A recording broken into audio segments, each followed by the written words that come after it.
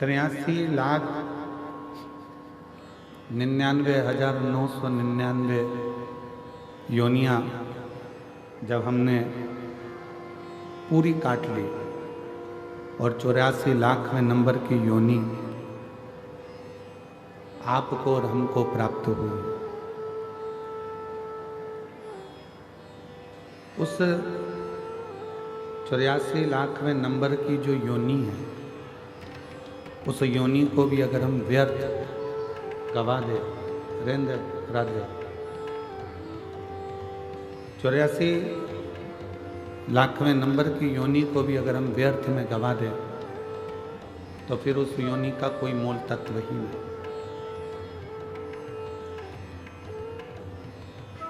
ना जाने कितने कितने हमने पूर्व में कोई पुण्य करे होंगे, सत्कर्म करे होंगे, अच्छे कर्म करे होंगे,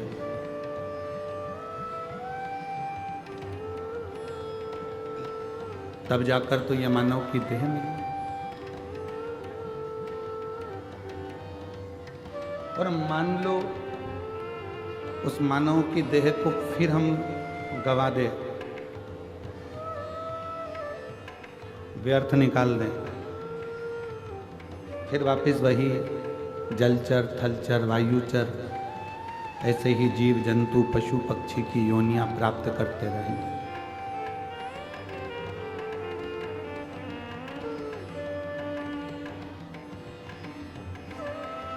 तैंतीस कोटि देवताओं में केवल एक देव हैं, देवाधिदेव महादेव, भगवान शिव, त्रिकालदर्शी, कैलाशी, अविनाशी शंकर।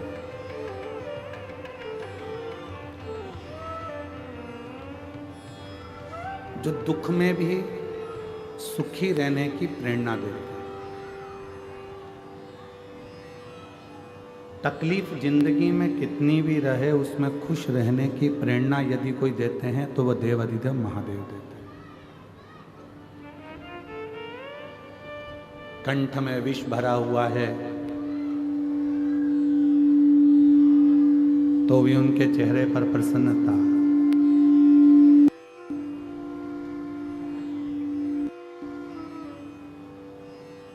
गले में सांप पड़ा हुआ है तो भी चेहरे पर प्रसन्नता।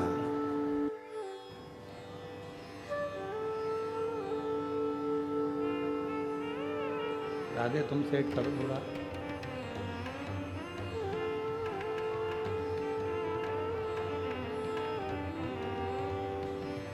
कंठ में विष है, गले में सर्प है तो भी प्रसन्नता चेहरे पर बनी हुई है। और यही प्रसन्नता आपकी जिंदगी में होना चाहिए। यही प्रसन्नता, उसका कारण क्या? ये प्रसन्नता आपके जीवन को श्रेष्ठ बनाए। कोई आपको कितने भी नंबर दे कि हमारी निगाह में आप ऐसे हो, हमारी निगाह में आप वैसे हो, आप ऐसे हो, आप वैसे हो, उससे कोई मायना नहीं रखता। कोई आपको चोर कह दे, कोई आपको साहूकार कह दे, वो भी मायना नहीं रखता। कोई आपको ताना दे दे, गाली दे दे, आड़ा टेढ़ा बोल दे, वो भी मायना नहीं रखता। मायना क्या रखता है कि आप अपनी निगाह में अपने आप को क्या समझते हैं।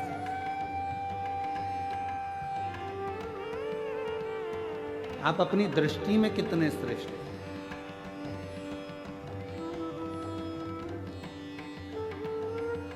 अच्छाई अपनी कंपनी का माल है, सत्यता अपनी फैक्ट्री का माल है। यदि आपके दृष्टि में आप सत्य हो, आपकी दृष्टि में यदि आप अच्छे हो, तो दुनिया में कोई भी मिलेगा ना, वो आपको सत्य ही नजर आएगा और अच्छा ही नजर आएगा। उसमें आपको कोई बुरा दिखेगा ही।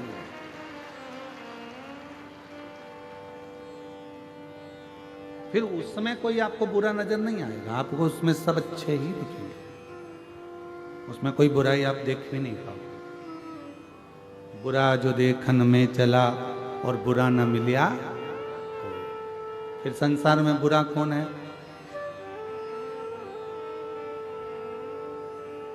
भाई बुरा देखने अपन चले और बुरा कोई नहीं मिला तो संसार में बुरा कौन है? सियोर वाला महाराज। बुरा है कौन? हम बुरा देखेंगे तो हमको बुरा नजर आएगा, हम अच्छा देखेंगे तो हमको अच्छा नजर आएगा। हमने एक बात कच्चे की कथा में, जितेंद्र जी जायसवाल जी बैठे हैं, हमने कच्चे की कथा में एक बात कही थी आप लोगों को, आपके स्मरण में होगा। जितेंद्र जी, हमने वहाँ कहा था कि मोबाइल पर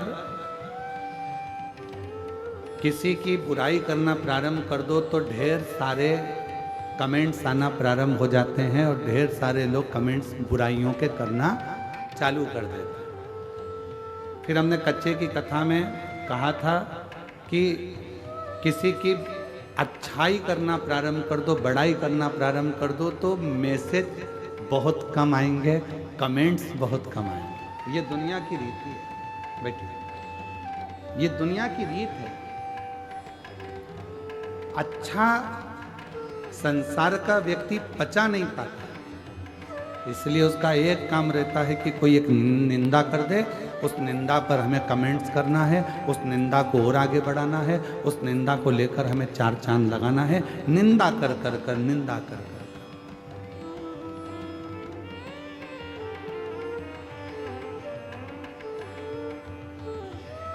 कहीं से ऐसा मालूम पड़ जाए कि इसकी निंदा करना है, बस वो निंदा को लाकर अपने को निंदा करना प्रारंभ करना है और जनमानस में उस निंदा को देना। क्यों? उसका कई लोग कहते हैं गुरुजी ये निंदा करने वालों को भगवान नहीं सुधारता, तो कहा परमात्मा ने इनको जानकर कर पैदा करा है, क्योंकि अगला जन्म इनका जो होगा, निंदा करने वाले का जो अगला जन्म, हमारे शास्त्र कहते हैं कि चुगली करने वाला, निंदा करने वाले का अगला जन्म कब्र बिज्जू का होता है। कब्र बिज्जू जानते हो? जो कब्र को खोद कर उसमें से मुर्दे को निकालता।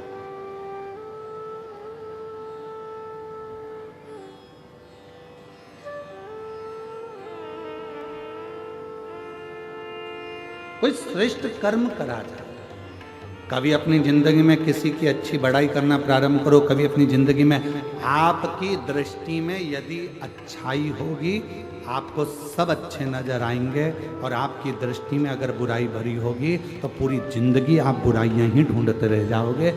चाहे अपने मोहल्ले में ढूंढोगे, मोहल्ले में बुराई ढूंढते ढूंढते थक जाओगे तो कॉलोनी में बुराइयां ढूंढोगे, परिवार में बुराइयां ढूंढोगे, परिवार में नहीं मिलेगी तो फिर सब दूर बुराइयां ढूंढते ढूंढते जब अपना गांव कम पड़ जाएगा तो दूसरे क्षेत्र में, दूसरे गांव में, दूसरे शहर में बुराइयां ढूंढना प्रारंभ करो। पर अच्छाई आपके पास में ग्रहण नहीं करता। भारत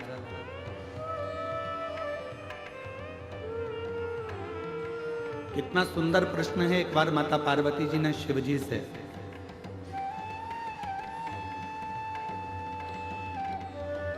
मां गंगा के घाट पर एक प्रश्न किया।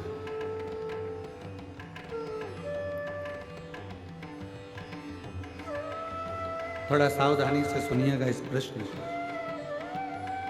पार्वती जी भगवान शिव से एक प्रश्न कर रही हैं गंगा जी के घाट पर। बाबा, मेरे मन में थोड़ा सा संशय है, उस संशय को मिटा।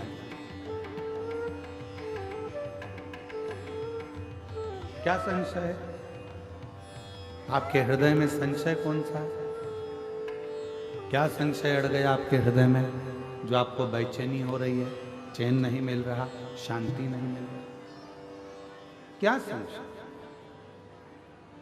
तो कहा बाबा मेरे मन में एक संशय है, अगर किसी भक्त को आपसे मिलना हो तो किस जगह पर जाकर वो मिल सकता? कौन सी जगह ऐसी है जहां भक्त भगवान से मिल जाए? जहां भक्त भगवान से मिले वो स्थान बताए।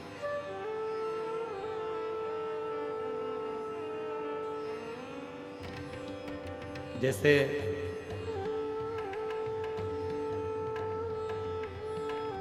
अपन कहते हैं ना कि अगर आपसे मिलना हो तो आपका पर्सनल नंबर कौन सा है?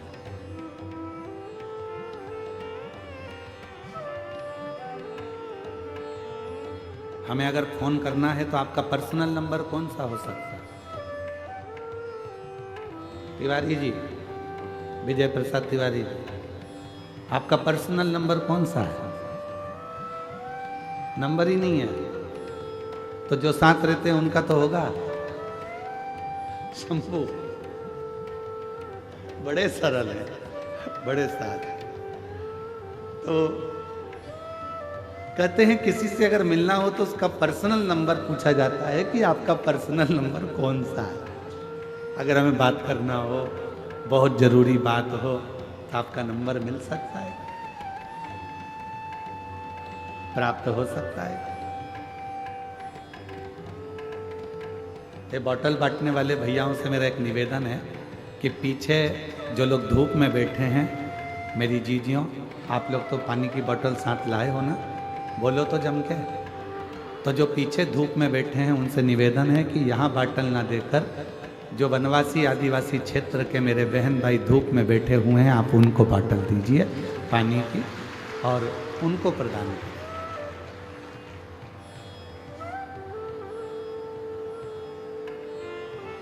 शिव कृपा करे, भगवान शंकर की कथा करे।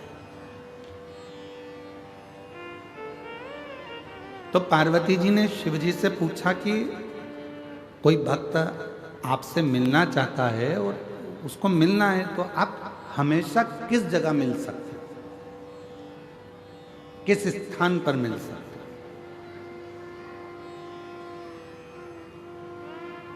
कोई पर्सनल नंबर आपका दीजिए जिससे हम बात कर सकें।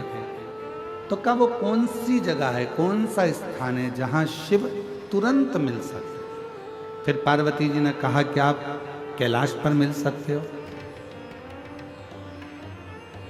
तो भगवान शंकर ने कहा कैलाश पर मिल तो जाऊंगा, मना नहीं है मिलने के लिए, पर बात इतनी सी है, जिसके पास में पैसा होगा खर्चा कर कर, जिसका शरीर सही चल रहा होगा मेहनत कर कर तो कैलाश तक पहुंच जाएगा। पर जो बेचारा गरीबड़ा है, साधारण है, उसके पास पैसा भी नहीं है, जाने आने का साधन भी नहीं है, वो कैलाश पर कैसे पहुंचे? वो कैलाश पर्वत तक कैसे पहुंचे? तो पार्वती जी ने कहा फिर आप क्या केदार पर मिल जाओगे? शिव जी ने कहा मैं केदारनाथ में भी मिल जाऊंगा, पर दिक्कत इतनी सी है कि वहां पर आने के लिए भी शरीर पूरा अच्छा चाहिए और थोड़ा सा धन चाहिए। तो वहां भी मैं मिल जाऊंगा, पर गरीब कैसे पहुंचे? ये जो अपना वन नहीं छोड़ सकते, ये अपना आदिवासी वनवासी क्षेत्र के जो भक्त हैं, आदिवासी वनवासी क्षेत्र के जो मेरी बहन हैं, आदिवासी वनवासी क्षेत्र के मेरे जो जीजा हैं, जो मेरी बेटियां हैं, बेटे हैं, जो मेरे बुजुर्ग माँ बाप हैं, वो अपना वन नहीं छोड़ सकते, जो अपना जंगल नहीं छोड़ सकते, वो आपसे कैसे मिले हैं? वो केदारनाथ भी नहीं जा सकते, वो कैलाश धाम भी नहीं जा सकते, वो विश्वनाथ भी नहीं जा सकते, वो सोमनाथ भी नहीं जा सकते, वो अमरनाथ भी नहीं जा सकते। तो इनके लिए कोई सरल साधन बता दो कि प्रभु मैं आपसे पूछना चाहती हूँ, कोई ऐसा नंबर बता दो जिससे तुरंत इनसे मिलना हो जाए, आपसे मिलना हो जाए।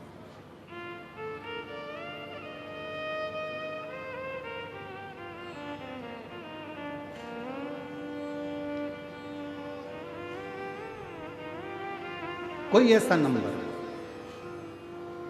महाराज?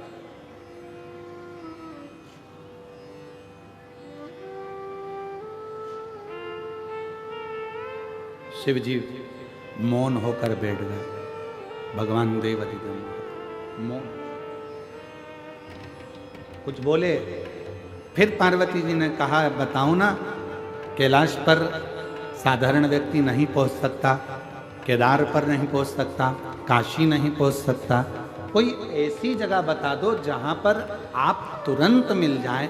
तब भगवान शिव जी ने कहा पार्वती अगर मुझे तुरंत पाना है एक क्षण में मुझे चाहिए तो अपने दिल में मुझे झांक कर देखना प्रारंभ कर दो। मैं तुम्हारे हृदय में विराजमान, मैं अपने हृदय क्या दिल में।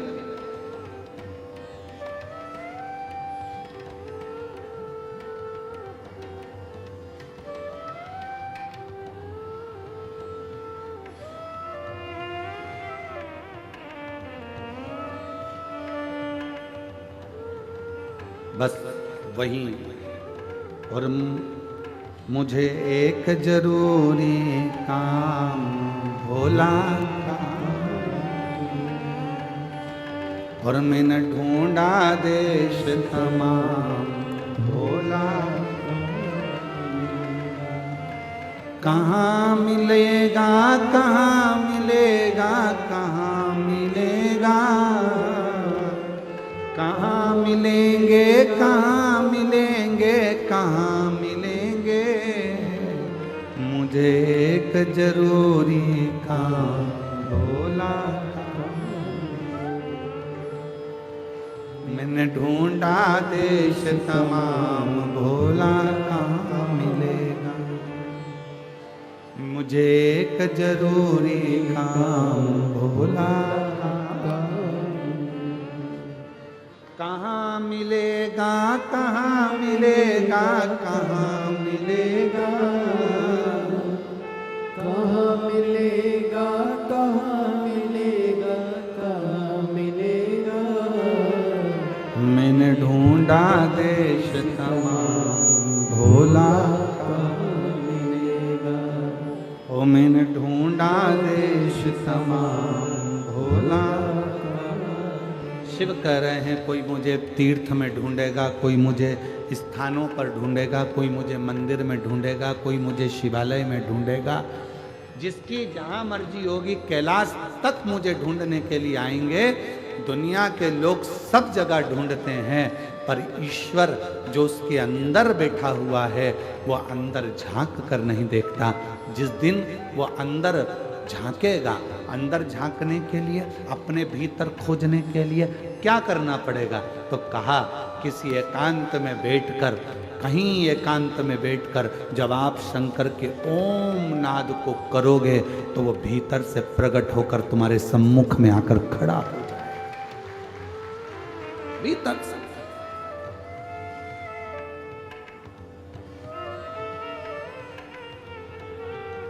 आज हम शिवानंद आश्रम गए थे, गिदम का, जो कि गुमरगुंडा में है, और साथ में इधर है शिवानंद आश्रम, थोड़ा आगे जाके इधर है शिव जी का एक प्राचीन मंदिर जो रातों रात बना, वहां भी गए। क्या पता कौन सा पुण्य बस्तर वालों ने करा है ये समझ में नहीं आ रहा। अब तो हमको भी जलन होने लगी तुमसे।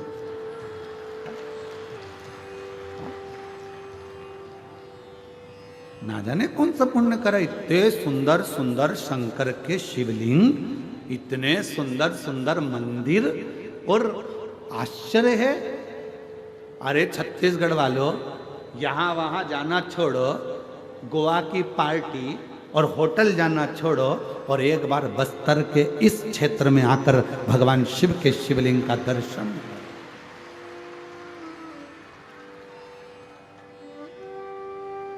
शिवलिंग का दर्शन।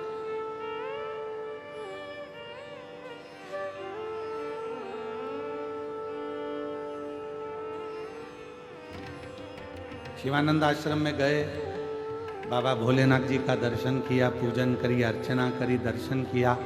आश्रम की मिट्टी में बैठकर अगर 2 मिनट भी कोई वहां पर तप में, साधना में, समाधि में लग जाए। मैं विशुद्धानंद महाराज स्वामी को प्रणाम करता हूँ। महाराज जी अगर उस भूमि पर अगर कोई सच्चा संत अगर बैठ जाए ना, तो 2-4 दिन तो उठना मुश्किल है महाराज। 2-4 दिन तक उठ नहीं सकता, ये पक्का। दिल लूट लिया, वो भूमि नहीं जहां पर संत इतनी साधना, संत साधना। और अगर महाराज जी सरकार अगर परमिशन देगी, कभी योग लग गया तो शिवानंद आश्रम के अंदर ही रहकर बिना पंडाल के केवल माइक लगाकर जो भी आदिवासी वनवासी होंगे उनको कथा सुनाने का प्रयास करूंगा। वहां पंडाल नहीं लगाऊंगा, बिना पंडाल के जहां जिसको जगह मिल जाए वो वहां बैठ जाना और अपनी कथा का रस तत्व ग्रहण करना। कभी अगर प्रशासन अनुमति देगा तब बाबा की कृपा। क्योंकि खर्चा काय में होता है, पंडाल में हो जाता है, तो ये खत्म, टेंशन ही मिटा दे। तो बैठो खुले में, और माइक सिस्टम का पैसा भी नहीं देना है शिवानंद आश्रम और पूरे वनवासी आदिवासी वालों को, वो भी हम लेकर आएंगे। और वनवासी आदिवासी एक और चीज याद रखें, शिवानंद आश्रम का अपन को एक चावल का दाना नहीं खाना है, वो भी हम सीहोर से बांध कर लाएंगे सबको खिलाने के लिए, वो भी सीहोर से लाएंगे। पर शर्त एक ही है, तुम्हें बनाना है, हमको खिलाना है, और हम भी तुम्हारे साथ बनाएंगे और सबको खिलाएंगे। तो आनंद है शिवानंद आश्रम का, पक्का? अरे बोलो तो जम के, पक्का? बस तो फिर कहाँ है तिवारी जी? कहाँ गए? जरा ढूंढे तो, हटो जरा, हटो। तिवारी जी कहाँ है? हाँ जरा खड़े हो जाओ। तुम्हारे बेटे कहाँ गए? वो दिख नहीं रहा। और तुम्हारी समिति के सदस्य कहाँ है? जरा 4-5 कहाँ है समिति के सदस्य? 4-5-6, हाँ सब खड़े हो जरा। कहाँ है समिति वाले? कहाँ है?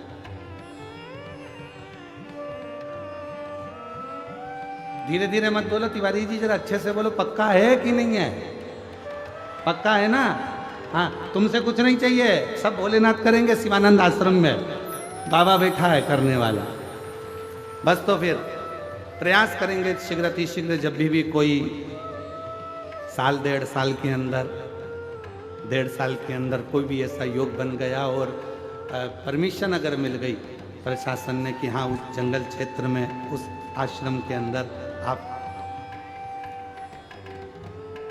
कथा। कहाँ है विधायक जी? कहाँ है? ओ हो, जोरदार ताली बजाओ जरा, यहीं पे जोरदार ताली बजाओ। हाँ जय हो, जय हो, जय हो। फिर तो हो गई कथा, पक्का है।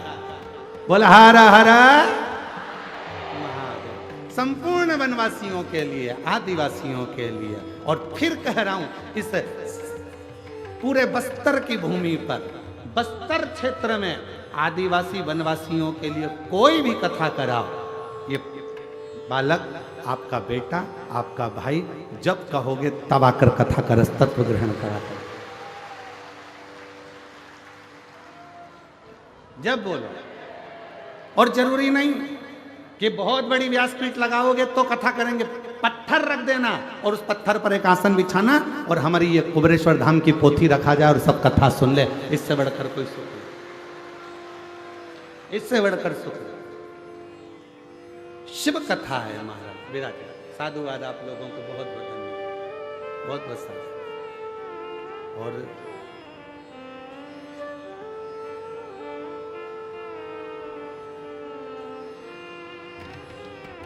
महाराज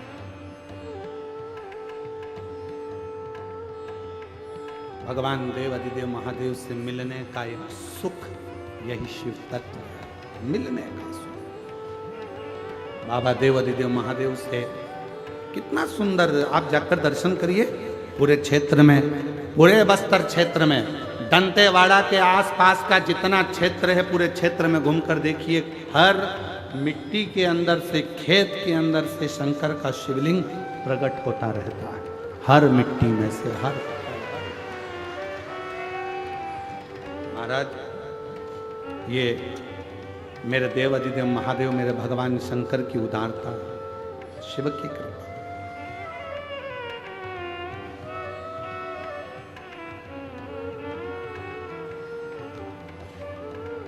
कोई उनको बूढ़ा देव कहकर पूछता है, कोई उनको पाट देव कहकर पूछता है, कोई उनको अंगादेव कहकर पूछता है,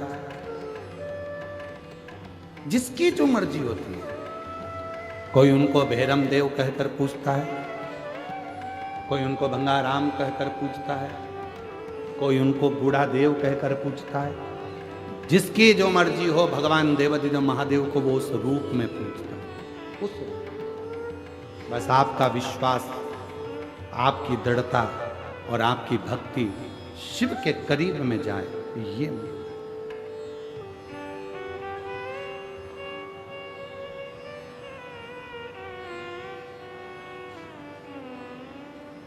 बहुत दिन हो गए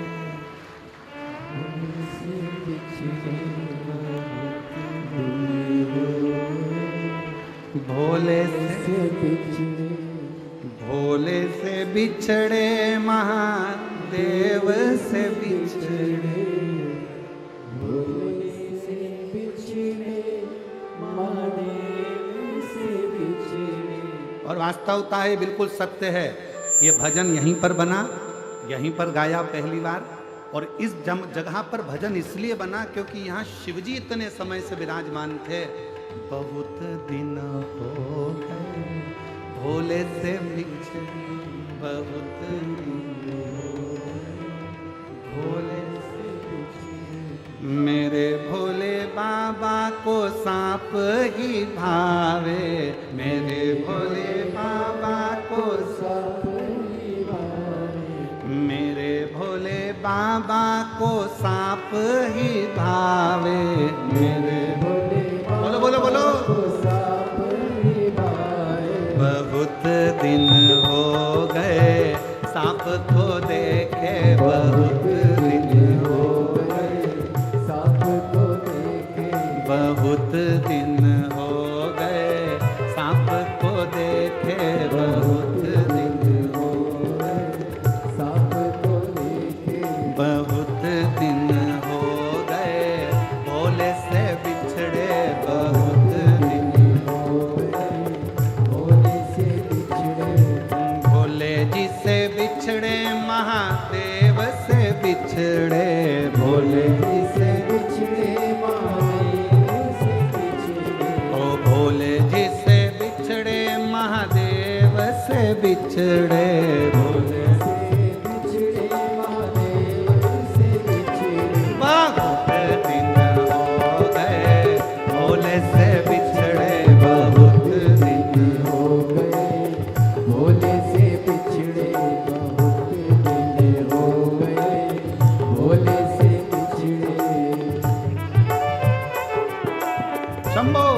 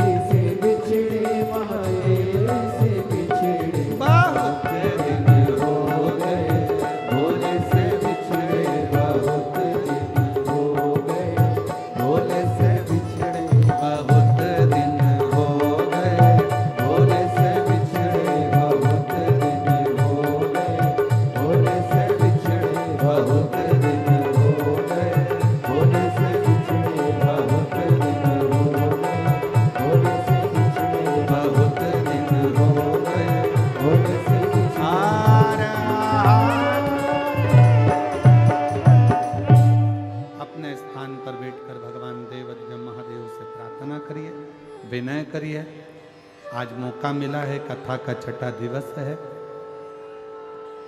आज कथा की शिवरात्रि है। कल कथा सुबह 8 बजे से 11 बजे तक होगी और टीवी पर आस्था चैनल पर वही 2 बजे से 5 बजे तक आएगी। फिर कथा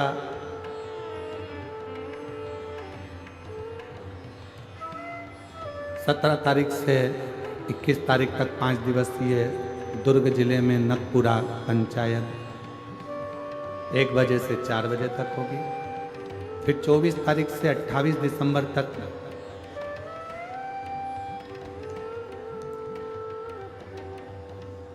पोद्दार स्कूल के पास JP infra complex Hatkesh Mira road east Mumbai में रहेगी 5 दिन की, 24 से 28 दिसंबर।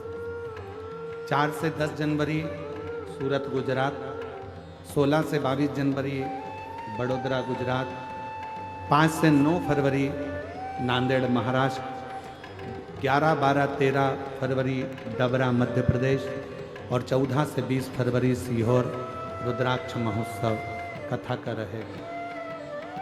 बड़े भाव से आप और हम भगवान देवाधिदेव महादेव से प्रार्थना करें, अपने अपने मन की भाव। आज कथा का छठा दिवस है। दिल से बाबा को प्रार्थना करिए, मन का भाव कहिए, बाबा को विनय करिए, साथ में बोलिएगा, प्रार्थना करिए।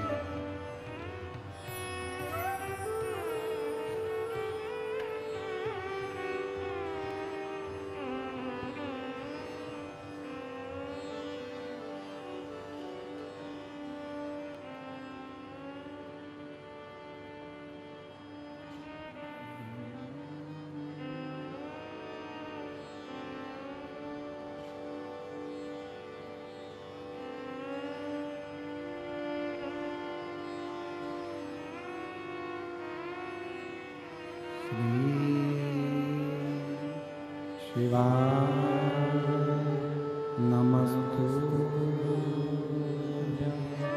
श्री शिवाय नमस्तु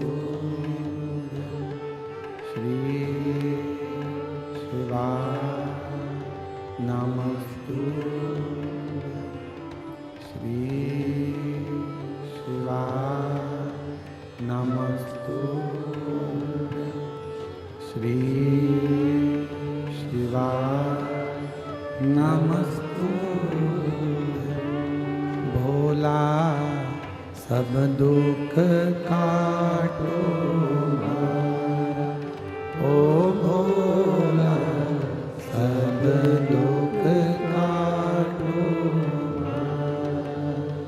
शिव शंकर जपो तेरी माला, भोले बाबा जपो तेरी माला।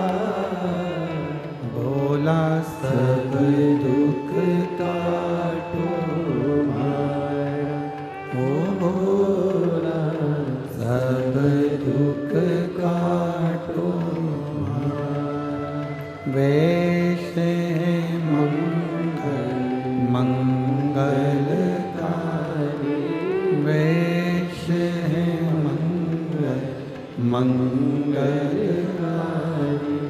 शमशान वासी हमारा, शमशान वासी हमारा। ओ भोला सब दुख काटो मारा, ओ भोला सब दुख काटो मारा।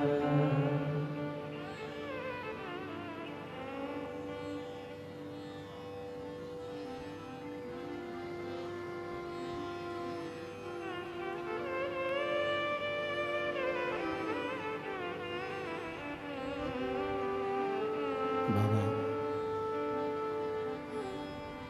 देवाधिदेव महादेव, भगवान शिव घरदानी त्रिकालदर्शी कैलाशी अविनाशी शंकर, भगवान शिव की पवित्र कथा कर। पार्वती दुनिया के लोग मुझे केदार में ढूंढेंगे, दुनिया के लोग मुझे कैलाश पर ढूंढेंगे, पर अपने भीतर नहीं ढूंढेंगे। और भीतर ढूंढने का फल क्या है? तारकासुर की कथा कहता है, ब्रह्मा जी ने वर मांगने को कहा तारकासुर से कि तू वर मांग ले, और तारकासुर वर मांगता है कि अगर मेरे प्राण छूटे तो शिव जी के पुत्र के द्वारा छूटे।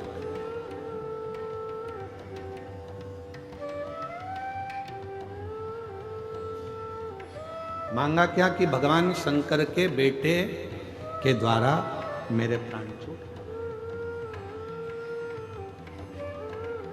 और शिव जी तो समाधि में लीन थे।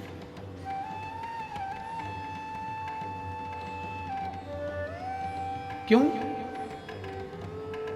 क्योंकि सती माता ने अपने प्राणों को त्याग दिया।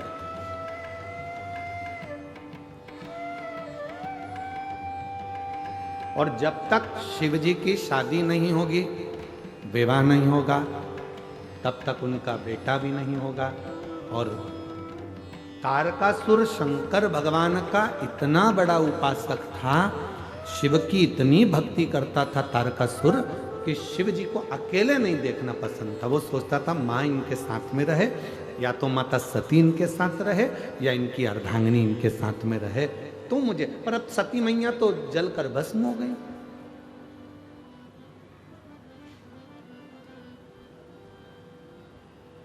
और माता सती जब जलकर भस्म हो गई हैं तो शिव अकेले रहे तो ये मुझे पसंद नहीं।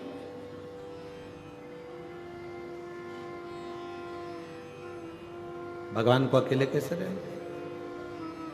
तारकासुर ने ब्रह्मा जी से वर मांग लिया।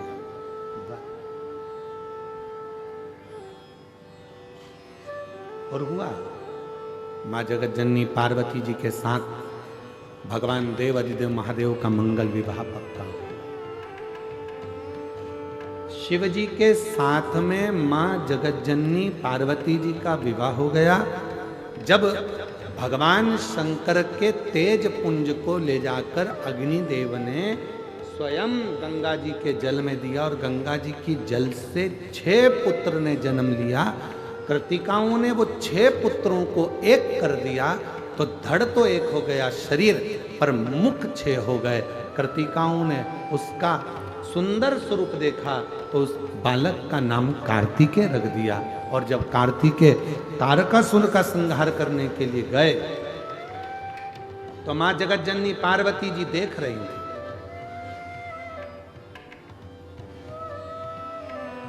दर्शन कर रही थी।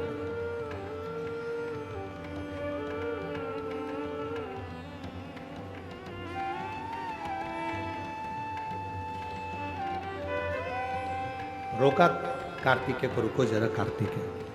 सडन कार्तिकेय ने कहा माँ क्या बात है, मुझे क्यों रोक रही हो? क्या बात है, क्या हुआ?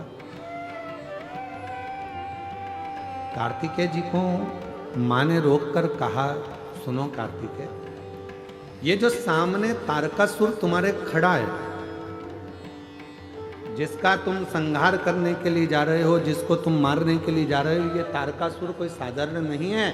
इसके हृदय में शिव ऐसा बसा हुआ है, इनके हृदय में शंकर ऐसे बसे हुए हैं कि इसके एक एक रोमावली में शिव समाये हुए हैं।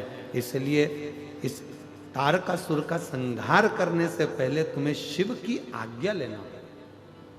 बिना शिव की आज्ञा के आप नहीं संहार कर सकते।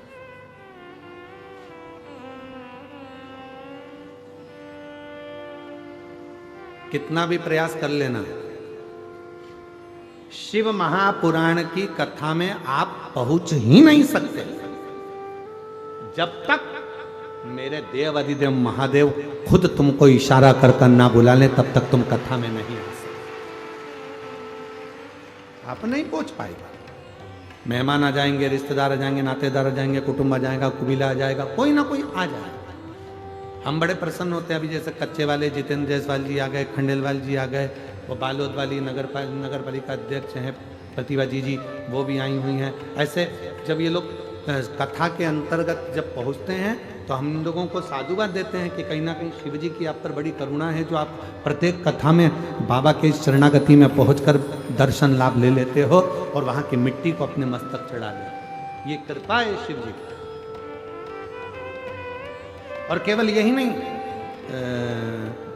श्री विजय प्रसाद तिवारी जी भी एक कथा नहीं, कम से कम 2-3 कथाओं में विजय प्रसाद तिवारी जी भी लगभग पहुंचे और कथाओं में पहुंचकर वहां पर प्रणाम करा, नमन करा और जाते रहे, और साथ में उनके सुपुत्र भी आते रहे, वो भी आते रहे। महाराज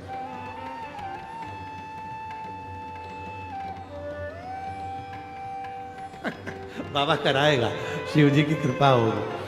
शंभु ये भी आते रहे। तो जब तक उसकी कृपा ना हो, जब तक वो करुणा ना करे, जब तक वो दया ना करे, तब तक दुनिया का कोई व्यक्ति शिव महापुराण की कथा में पहुंच ही नहीं सकता। सभी कथाओं में जाना सरल है। श्रीमद् भागवत कथा में पहुंच जाओगे, श्री रामचरितमानस में पहुंच जाओगे, गीता जी में पहुंच जाओगे, विष्णु पुराण में पहुंच जाओगे, नर्मदा पुराण में पहुंच जाओगे, अग्नि पुराण में पहुंच जाओगे, लिंग पुराण में पहुंच जाओगे, नारद पुराण में पहुंच जाओगे, भविष्य पुराण में पहुंच जाओगे, नरसिंह पुराण में पहुंच जाओगे, नारद पुराण, आदि कादिक पद्म पुराण, जितनी पुराणे हैं सारी पुराण में जाना सरल है और शिव महापुराण में जाना कठिन है। क्यों? क्योंकि ये वो पुराण है, शंकर भगवान उसी को कथा में बुलाते हैं जिसको शंकर भगवान को देना होता है, वरना बुलाते ही नहीं।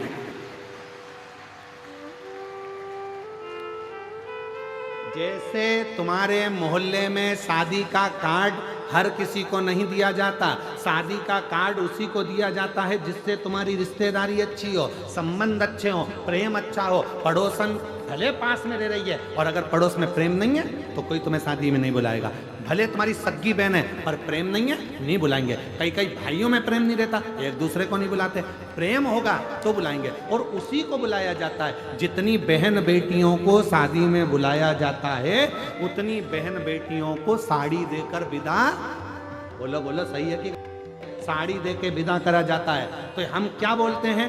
मेरी जीजियों, मेरे जीजाओं, अर्थात इस कथा के मंडप में जितनी बेटियां आती हैं सब मेरे शंकर भगवान की बेटियां हैं। जब जाती हैं तो कुछ ना कुछ देकर भोले बाबा विदा करते हैं। और वो जो देता है वो दुनिया में कोई नहीं देता, जो वो देता है। एक माता जी ने लिखा पत्र, मेरा नाम जयमनी ठाकुर, पति खतुम सिंह ठाकुर, जिला बस्तर के रहने वाले। कहीं बैठी हो ठाकुर? अगर बैठे हो तो हाथ हिलाइएगा। अगर कहीं बैठे हो, मेरा नाम जयमनी ठाकुर, पति खतु सिंह ठाकुर। कहीं बैठे हो? आप ही हैं, हाथ हिलाइएगा। बच्चा आया है साथ में, आ जाइए, ले आइए। गुरु जी, हम बस्तर के रहने वाले हैं। शिव महापुराण की कथा का वर्णन करना चाहती हूं जो पंडाल में बैठकर पाया मैंने। मेरा 19 साल का बेटा किसी कारणवश मर गया, उसका निधन हो गया। मेरा 19 साल का बेटा मर गया और 19 साल का बेटा मरने के बाद बहुत टूट गई। एक ही बेटा था, उसी का आसरा था, चले गया गुरुदेव। शिव महापुराण की कथा में जैसे तैसे दिल लगाया। मेरी उम्र हो गई 44 साल की और 44 साल की उम्र में मैंने भगवान भोलेनाथ की प्रार्थना करी तो बाबा ने मुझको एक बेटा दे दिया। एक बेटा दिया। पूरी बात तो सुनो, ताली बजाने बैठ गए। ताली बजा, 44 साल की उम्र में बाबा ने मुझको एक पुत्र दे दिया। वो बेटा 1.5 साल का हुआ, गिर गया, मर गया। 19 साल का बेटा गया, 44 साल की उम्र हुई, बेटा 1.5 साल का हुआ, मर गया। इतनी टूट गई, भोले बाबा आपने मुझे बेटा तो दिया, फिर वापिस ले लिया। बाबा कृपा करो। डॉक्टर को क्या बोलूं मैं। फिर किसी ने कहा एक बार फिर बाबा की कथा सुनो। पंडाल में बैठकर यदि वहां की मिट्टी को लगाएगी ना, गर्भ जरूर ठहरेगी। डॉक्टर ने तो कह दिया था कि अब तुम 50 के करीब में पहुंच चुकी हो, औलाद नहीं होगा। उम्र 46 पार हो गई, 47 हो गई, 48 हो गई, 50 के लगभग में पहुंच गई।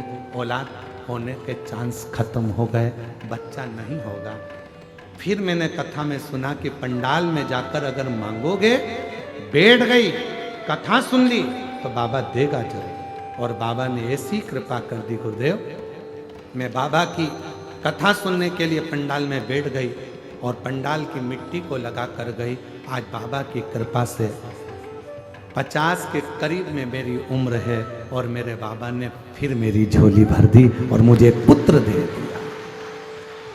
फिर पुत्र।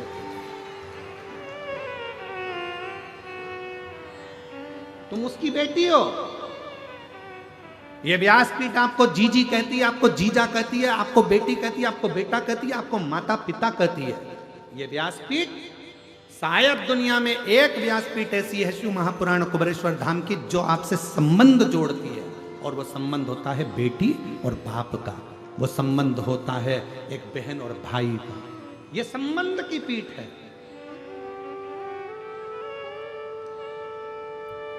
झारखंड में बाबा वैद्यनाथ जी विराजमान है, जिनको देवघर कहा जाता है। क्या कहते हैं उसको? देवघर। वहां देवघर कहलाता है, पर सीहोर का कुबेरेश्वर धाम देवघर नहीं, बाबा घर कहलाता है। वहां हमारे बाप का घर है, वहां बाबा घर है, हमारे पिता का घर है, वो मायका है हमारा। आप आते हो, कथा के पंडाल में बैठ जाते हो, लोगों को लगता है कि कथा में सुनने के लिए नहीं, इतनी पुराने होती, इतने शास्त्र होते हैं, सुनने के लिए लोग वहां जाते हैं। शिव महापुराण की कथा में सुनने के लिए नहीं आते। शिव महापुराण की कथा में तो अपने बाप को अपना हाल कहने के लिए आते हैं कि पिताजी मुझे ये तकलीफ है, वो दुख में। 46 साल की उम्र से भी ज्यादा मेरी उम्र हो गई गुरुदेव, और बाबा ने ऐसी कृपा कर दी कि सोचा नहीं था। डॉक्टरों ने मना कर दिया था कि तुम कभी माँ नहीं बन सकती, और बाबा ने मुझे मेरी गोद में बेटा दे दिया। जोरदार अब ताली बजा। अब शादी हुआ है।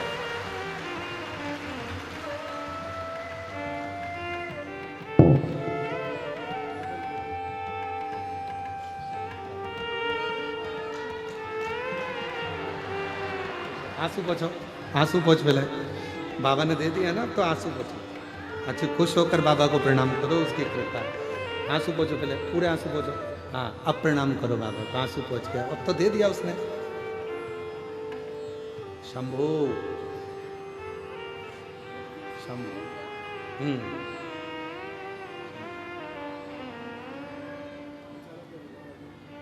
बाबा शंभू ले बेटा।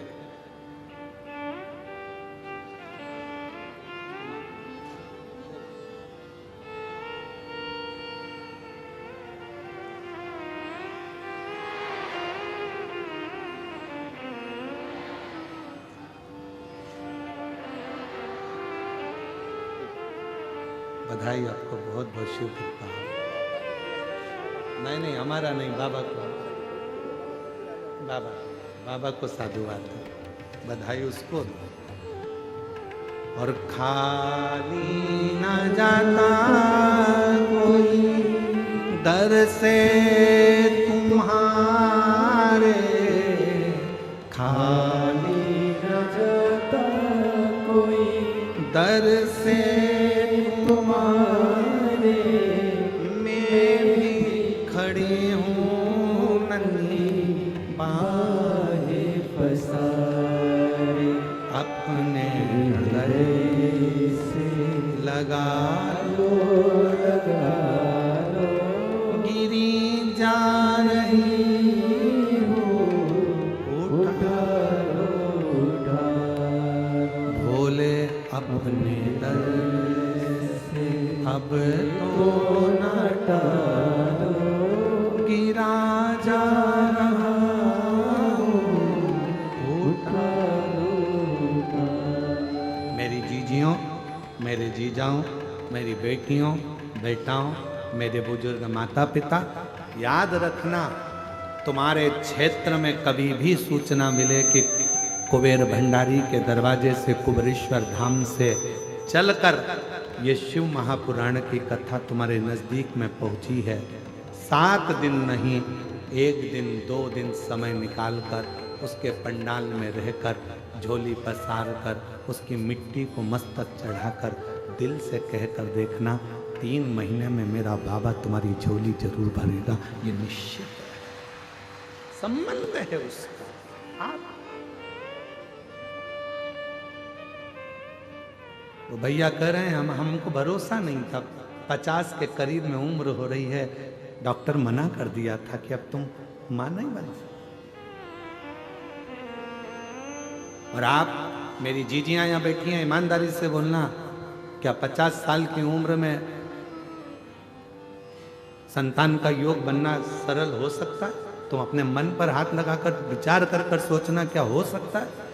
पर विधि के विधान को भी जो पलट दे, देवताओं का काम है भाग्य लिखना और भाग्य को पलटने का काम है देवाधिदेव महादेव का। वो पलट कर रहे हैं, पलट कर रहे हैं। तो वो कृपा करता है तो दुनिया देख।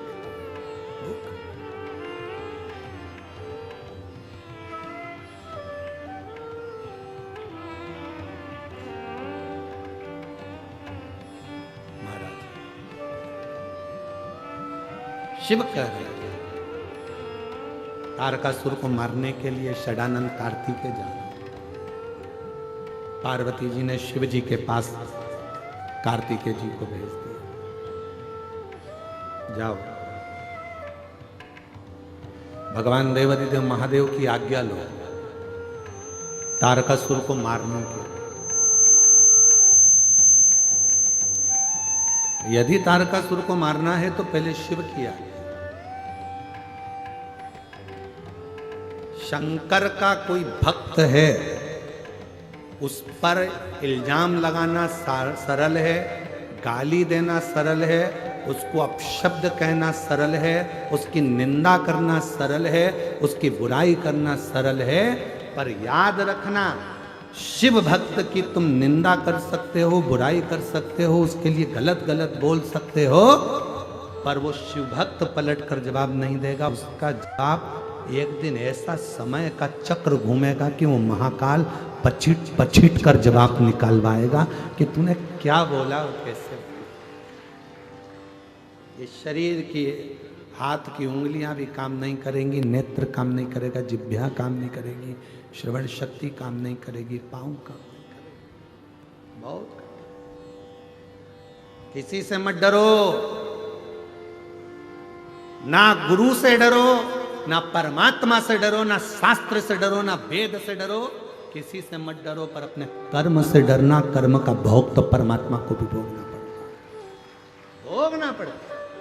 कर्म से डरना, मत ऐसा कर्म कर जाना कि जिंदगी में तुम भी रो और तुम्हारी औलादें भी जीवन पर्यंत रोती रहे। कुछ अच्छा मत बुरे कर्म कर वरना पछताए, भगवान की आंखों से तू बच नहीं पाएगा, तू बच नहीं पाएगा। अरे ओ अज्ञानी मत करना अरे ओ अज्ञानी मत करना। 3 दुनिया में 3 उपहार सर्वश्रेष्ठ है। 3 उपहार दुनिया में सर्वश्रेष्ठ है। पहला जो भगवान ने आपको दिया, आपके चेहरे की प्रसन्नता। किसी को कुछ नहीं दे सकते, और तुम्हारे पास देने के लिए कुछ भी नहीं है, तो अपने चेहरे की थोड़ी सी स्माइल, थोड़ी सी प्रसन्नता दे दीजिए। चेहरा खुश दिखेगा तो सामने वाले को अपने आप उपहार मिल गया, समझ लेना, सब कुछ है। 3 उपहार हैं जो दुनिया वाले को परमात्मा ने दिए हैं। पहले नंबर का आपके चेहरे की प्रसन्नता, वो केवल मनुष्य को दिए। मुस्कुरा लो, हंस लो। हमने पहले भी कथा में कहा था, हंस लो इन दांतों से खिल खिला के, नहीं तो एक दिन गिर जाएंगे हिल हिला के।